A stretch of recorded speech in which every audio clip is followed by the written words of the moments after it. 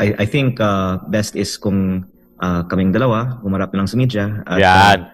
palipaliwanag lang namin kung bakit hindi ng DPWH isinasa publiko ito. Pero ang sagot ko ay actually marami kumuusap sa akin at sa kanya. Hair follicle test ka na para sabihin ng mga oposisyon, hindi naman pala siya adik, bobo lang pala siya.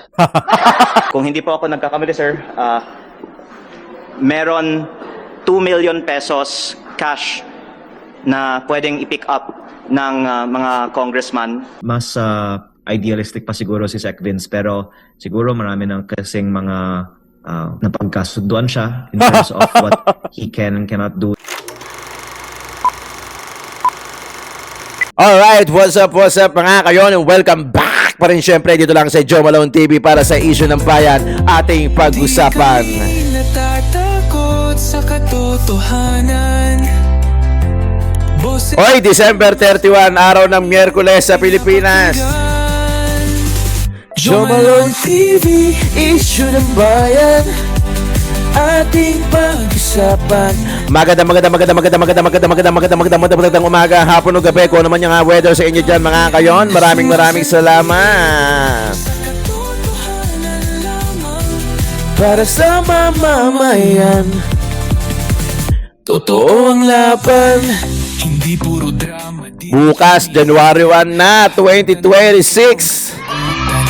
Kasama ka dito sa diskusyon, Boses mo may halaga sa solusyon. laging alerto, mapagmatsyag, truth ang hanap, di kami natitinag. Walang palusot, walang dayaan, tunay ang serbisyo, Diretsong usapan.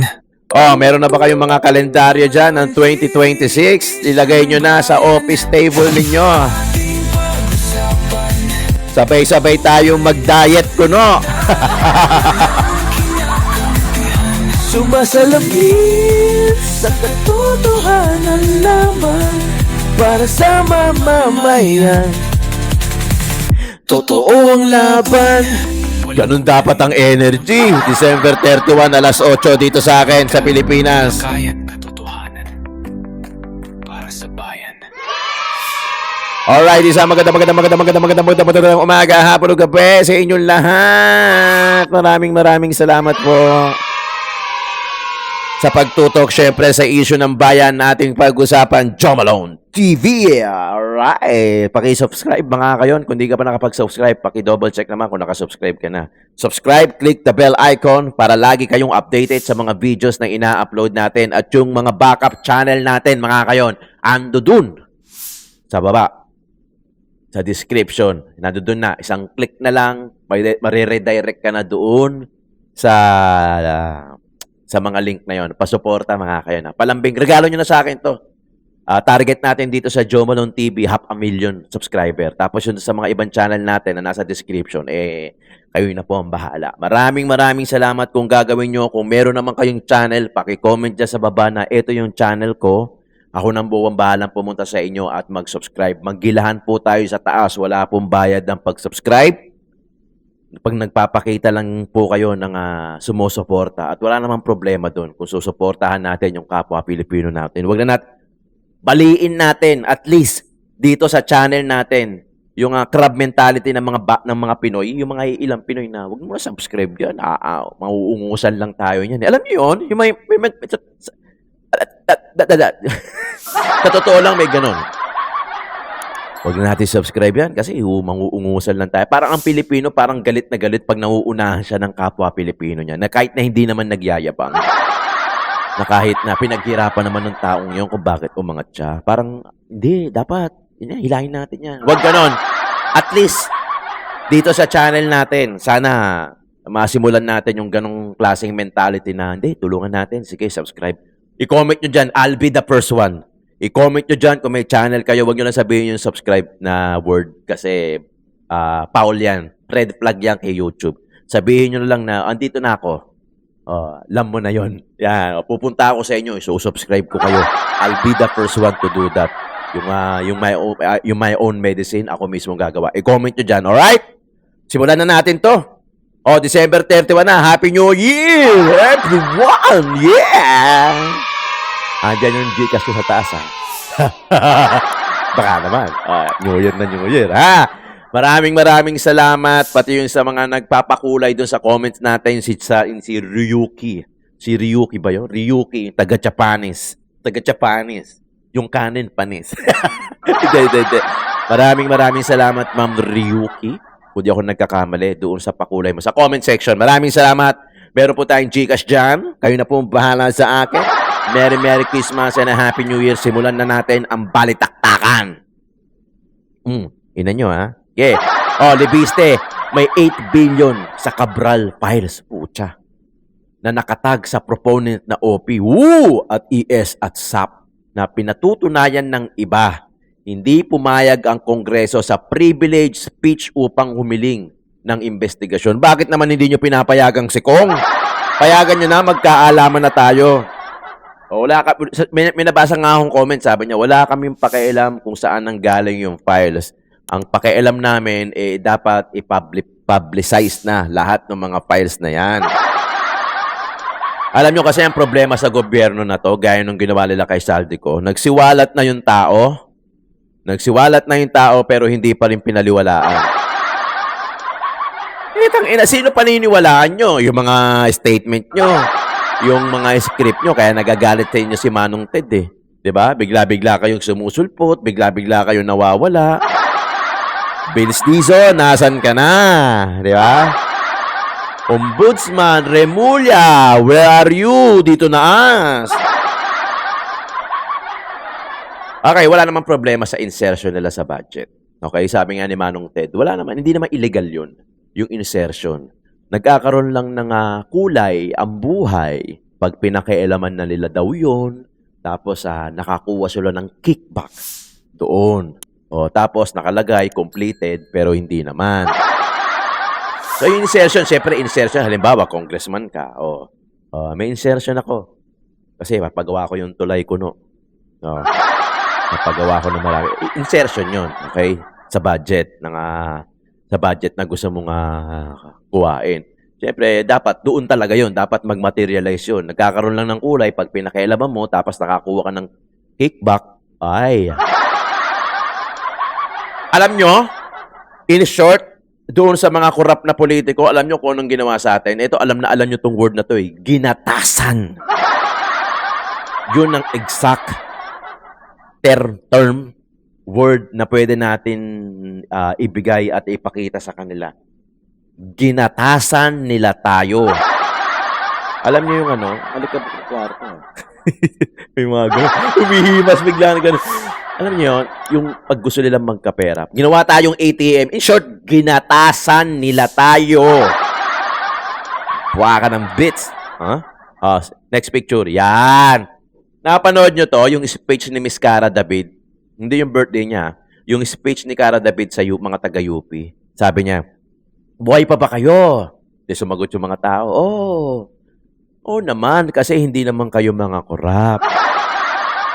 Ang mga korap lang yung mamamatay. Tapos sabi niya, 4 pa lang yung napapatay ko eh. Tawanan yung mga di ba? 4 na ba? Gusto natin, mas marami pa, di ba? Siyempre, masama yung magsalita ng ganyan. Hindi natin ito-tolerate yung ganyan. Pero masisisi mo ba yung tao? Yung mga taong bayan? Sawang-sawa na sila sa ganitong klaseng sitwasyon ng gobyerno natin. Umay na. May magsasalita, kokontrahin, palalabasin sinungaling, hindi paniniwalaan. Ilang beses na yan mga whistleblower na hindi papaniwalaan lang yung kanilang mga script. Tapos gagawa ng konting issue sa kabila hanggang may divert na yung issue. Para mga vlogger lang din, Gagawa ng content. Scripted na content para pumutok, mag-viral. Tapos pagkatapos na yung issue, mag-aanap ulit, mag-brainstorming ulit sila. Mag-iisip ulit sila ng paraan ng mga content nila para mag-viral. Yung logic doon, ina-apply na rin dito sa gobyerno natin. Nakakalungkot kaya hindi mo masisisi yung mga tao Kung bakit pag may namatayan, nag-laugh react pa. Sayang hindi ko na-save yung video, yung picture. Parang kinumpara nakita ko na yun Baka sa susunod na natin, yung binaril na na chairman ba, mayor? Chairman ata, yung sa probinsya, yung pinarel habang naka-live. Ang daming nag-sad react. Tapos yung kay Akop, ang daming nag-lap react, pinagkumpara. Doon mo malalaman, 'di ba? Hindi mo masisisi ang tao at hindi niyo mapipigilan 'yan. Hindi ko sinasabing okay yung ginagawa ng mga taong 'yun. Syempre, pangit 'yon. Hindi magandang ugali 'yon. Pero ang problema kasi, how can you, 'di ba? How can you refuse those people na mag-react ng ganun na parang kayo rin yung tumulak sa amin para maging ganun kami. Pero di ko kayo na-encourage na gawin yun. Pangit yun. Pangit na ugali yung gano'n. Huwag natin gawin yun, mga kayo. Dito ano lang tayo. Latag-latag ng issue. Pero wag yung to the point na lalagpas tayo sa boundary natin na para maging masama. Wag, syempre dapat meron tayong compassion. Okay? Yun nga lang, syempre, ang hirap kontrolin yan dahil yung iba, yun nga, umay na, sawang-sawa na. Kahit naman ako, nauumay din naman ako, syempre. 'Di ba? Ang hirap Hindi mo ramdam yung hindi mo ramdam yung na may gobyerno ang Pilipinas. Hindi mo ramdam. Grabe. Hindi ramdam. Meron pa ba tayong picture? Wala na. Hindi mo ramdam yung kagandahan, yung kasaganahan na pinangako nila. Hindi ramdam. Unlike nung kay Tatay Digong, talagang mararamdaman mo 'di ba? Mararamdaman mo. Etong mga to, Diyos ko, press release lang, 'di ba? O pati ako, mag-hair follicle test din ako. Tablahan mo na lang kami. Hair follicle test ka na. Para sabihin ng mga oposisyon, hindi naman pala siya adik. Bobo lang pala siya.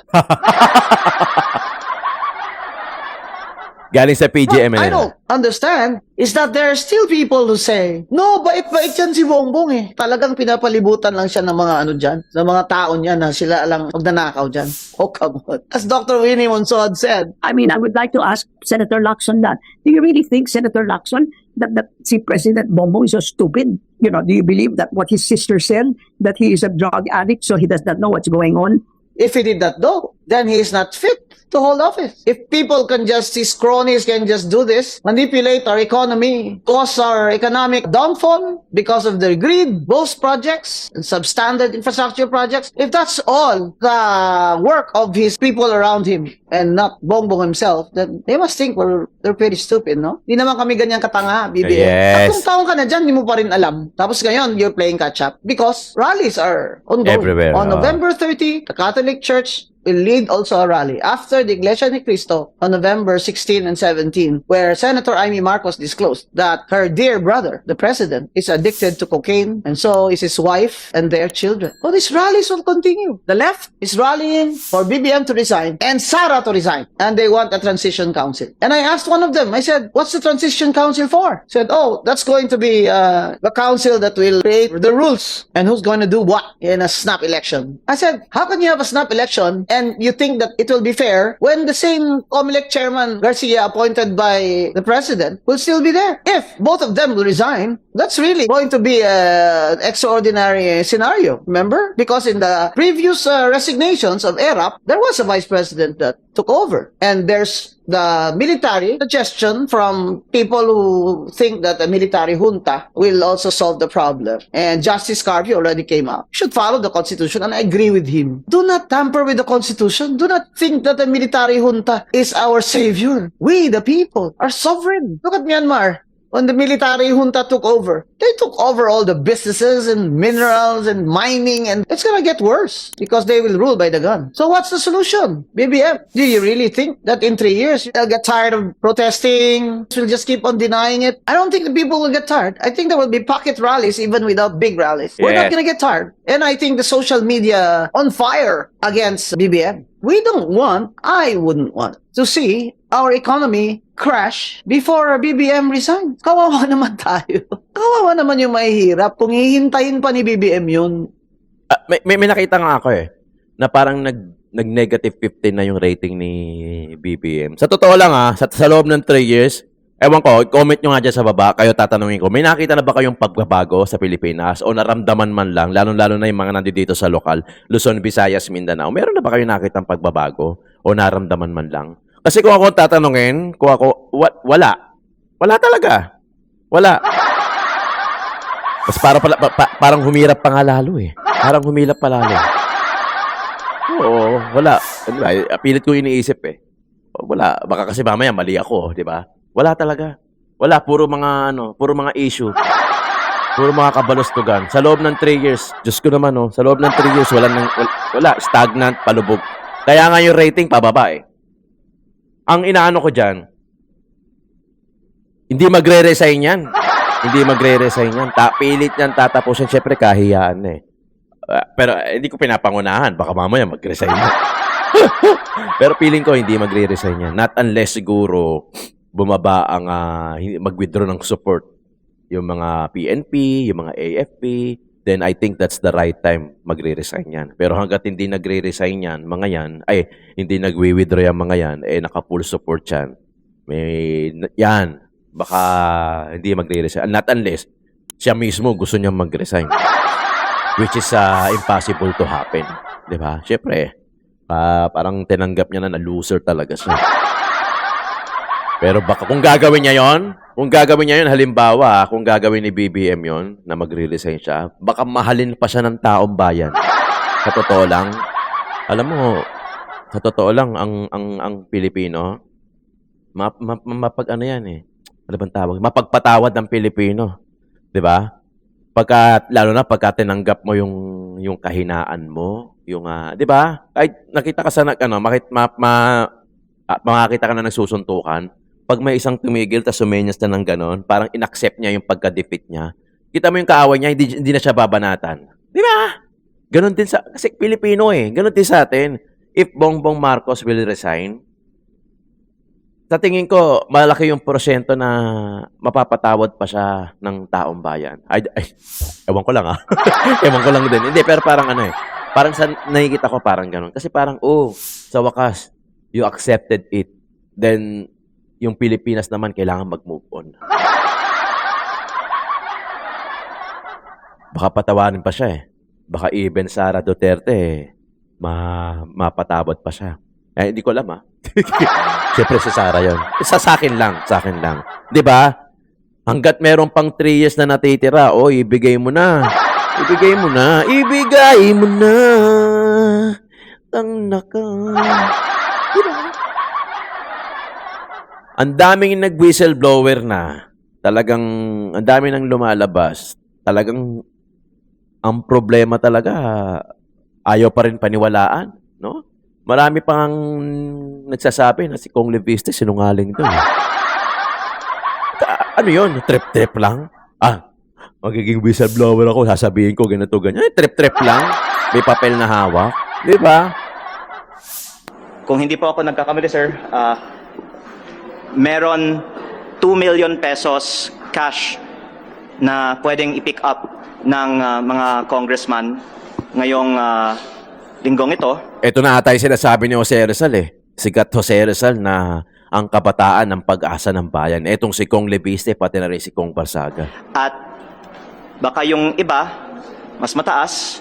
Baka yung iba, for whatever reason, hindi binibigyan. Hindi ko po alam kasi hindi ko po kinukuha yung akin.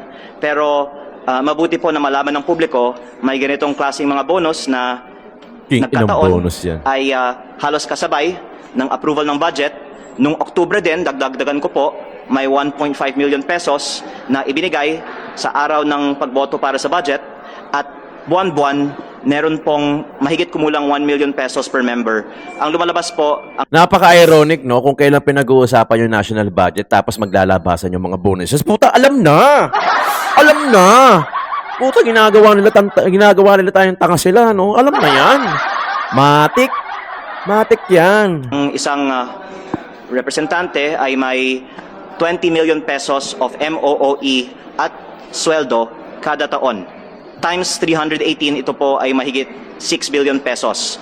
Ang MOOE budget ay itinaas ng 7.8 billion pesos. Kaya in some ways po, maaari nating sabihin na ang itinaas ng Kongreso para sa sarili ay napupunta balik sa mga nag-decide na itaas ang sariling budget. Yun. Kaya, I think through the parties. So may 2 million nga na Christmas bonus? Ay- Kasi sabi ni Kong Erisi wala. Baka sa minority po wala. Kaya nga, ang panawagan ko, transparency. Hindi. Yung sinasabi niya 20 Majority. million a year. Majority. Hindi. Sa akin, siguro mga 20 million a year. Wala pa naman akong 1 year, pero kung yung natatanggap ko every month, siguro mga aabutin yun, 20 million a year. Pero ang ginagasta ko para sa district ko, district office, I'm paying district fees. Ang sweldo ng mga tao ko doon sa district, 600,000 a month. Lahat ng mga kailangan doon, supplies, kulang pa yun. And Kaya nga, baka nagdagdag dahil kulang. ang punto ko po ay hindi na mali ito. Pero dapat may transparency. Saan nyo na lang napunta? Saan ba galing? Ito po ay galing sa MOOE fund. Oh, yan na. Di ba? Yan ang... Bili mo may magsasalita ng ganyan tapos hindi paniniwalaan. Alam mo ang haka-haka ko? Ang haka-haka ko ganito. Gusto kasi nilang ulitin yung ganitong pagkakataon. Sa tingin ko, ha? Gusto nilang mangyari ulit to, yung ganitong gatasan sa 2028. So, ang ginagawa nila, kukuha sila ngayon ng mga pera, ng mga budget, iipunin nila para sa 2028 election, meron silang enough na pera pambili at pambayad na kung saan-saan man nila at kung sino-sino man nila yung gusto nilang bayaran. So pagdating ng 2028, nakakuha nila, na napanalo nila yung gusto nilang manalo, na hawakan nila sa leeg yung mga gusto nilang hawakan. So meron na naman ulit silang 6 years para gumawa ng pera. Nagets nyo? Gagamitin nila yung ninakaw nila ngayon para sa 2028 election at para magkaroon ulit sila ng another 6 years para magnakaw ulit. Kaya nga ganun na lang yung ginagawa nilang pambatikos at pilit na yung pursige, yung urge nila na mapatalsik si BP Inday Sara para hindi makatagpo sa 2028 dahil pag si BP Inday Sara nanalo sa 2028 bilang presidente, and I'm 100% na mangyayari yan basta fair and just, walang dayaan, mananalo si BP Inday Sara, lahat yan mga yan makakasuhan at lahat yung mga yan titigil. At yung pera na sa pondo, yun ang pera na mapupunta sa mga infrastructure, sa mga pondo ng bayan, sa mga project ng bayan at pati yung pag-asenso ng Pilipino, doon mapupunta. Hindi ko sinasabing santo si BP Inday Sara. Walang naglabas sa bibig ko niyan. Pero I think, or sigurado ako, I strongly believe that VP Inday Sara will be the strongest president sa 2028. Basta walang dayaan, walang bayaran ng dignidad, ha? Hindi kayo mananalo. Alam nila yan eh. Kaya nga nilalabanan nila sa ibang paraan na lang. Diba nga, gaya sa sabi ko, gaya sa basketball. Halimbawa, basketball, kung galing sa galing lang, hindi sila mananalo kay BP Inday Sara. Kaya kailangan pa nilang personalin. Kailangan pa nilang pilayin, sikuhin, sahurin. Di ba? Yung pagtumalon sa basketball, pagtumalon sa, magaling ka. Sinahod ng ganun, baksak. Kailangan pa nilang ganunin si BP Inday Sara para lang mabit nila yung galing. Kasi talagang wala eh. Ang taas ng rating. At talaga namang wala maisumbat. Kumpara naman dyan sa mga yan, naglalabasan. Harap-harapan na kayong ginagago, tapos parang gustong-gusto nyo pa. Pinagtatanggol pa nung iba. Bakit?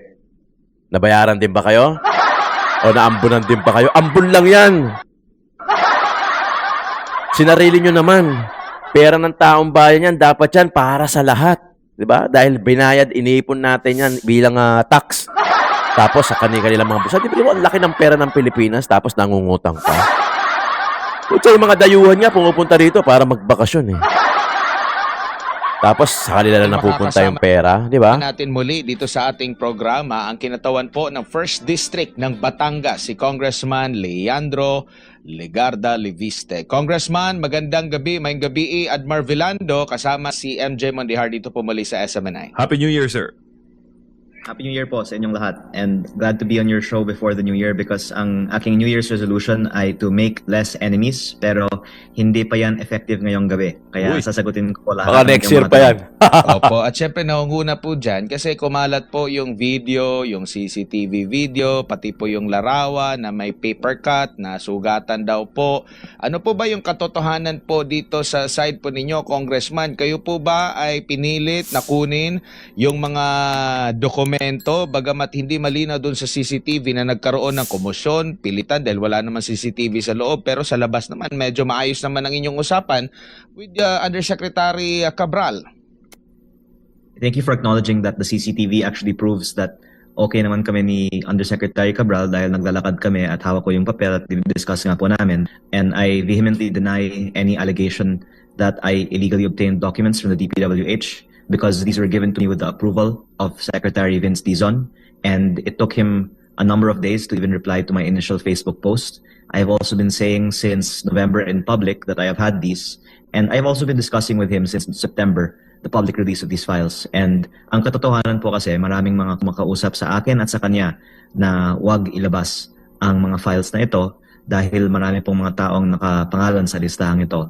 At siguro naman po nakikita ng publiko na ang importanteng topic ay hindi ang mga files ko, kung hindi ang laman ng mga files na ito na may kopya din ang DPWH na ibigay nila sa ombudsman. Kaya ang tanong na lang, bakit nila hindi inilalabas ang mga files na ito? Opo, Matik. yung insidente na yun, sir, kailan po yun naganap? September 4. Oo, tapos ngayon lang sila nagsabi na merong ganun na parang sapilitan na pagkuha. Tama po. Opo. Sir, yung pagpunta nyo po doon, nagpaalam po ba kayo muna? Nagsabi ba or nag-usap ba kayo ni Secretary Vince na pupunta ko dyan sa opisina, hihingin ko yung kopya, or kausap nyo po si Undersecretary Cabral, o diretso na kayong pumunta po doon? Nag-set po ako ng meeting through Director Alex Bote sa opisina ni Yusek Cabral.